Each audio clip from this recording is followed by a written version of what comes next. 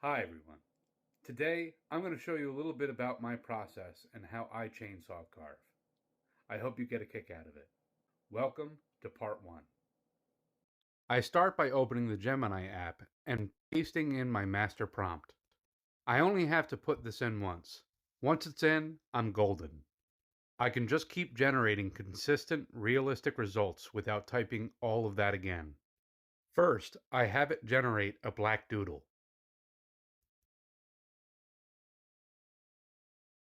It comes out as a silhouette and I have to tell it to be more realistic. It comes out okay, but the tail is a little bit too long. The dog I'm carving has a cropped tail. I tell it to crop the tail.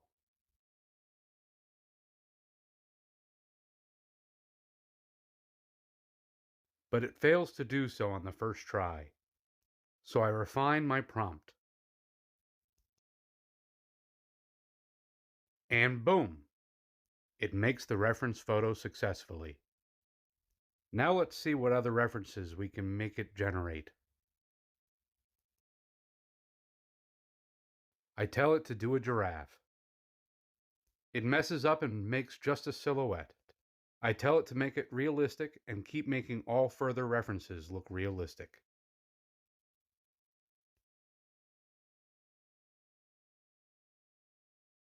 It corrects itself. And now I tell it to make Turbo Man from Jingle All the Way. It makes it perfectly, but the jetpack has the wings out. I prompt it to retract the wings, and it fixes it.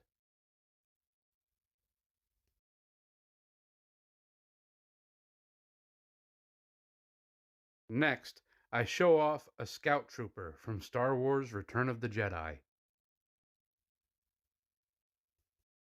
The potential is endless.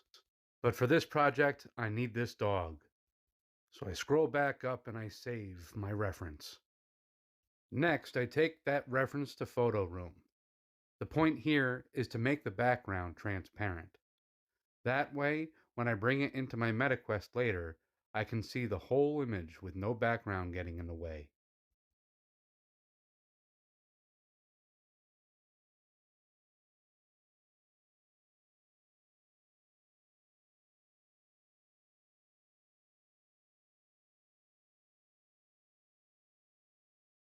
From there, I go to my gallery. And this is important. I split the 3 different reference angles into individual files.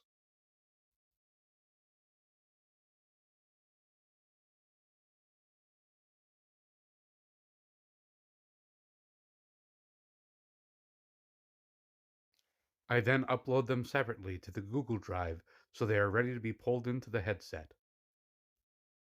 Finally, I open ImageMeter and bring in that reference photo with the 3 angles.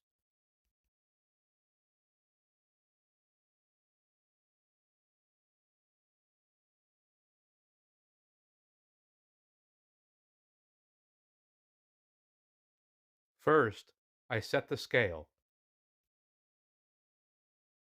I set the reference scale to 28 inches. And because I set that one initial reference scale, the app automatically tells me the dimensional values of everything else. Next, I draw a box around the dog. I rotate that box so it perfectly matches the angle of the dog's back.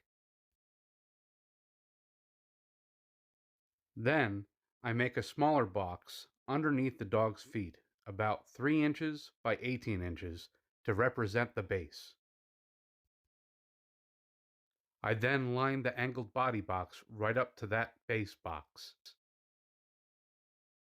Once I have the boxes set, I snap a few dimensional lines. This shows me exactly where I need to make my cuts to remove the waste material and create the billet for the carve.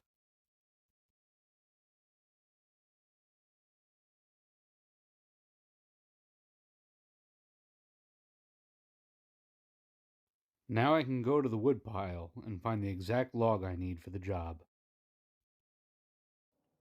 Join me for part 2 and see how all of this comes together. Thank you.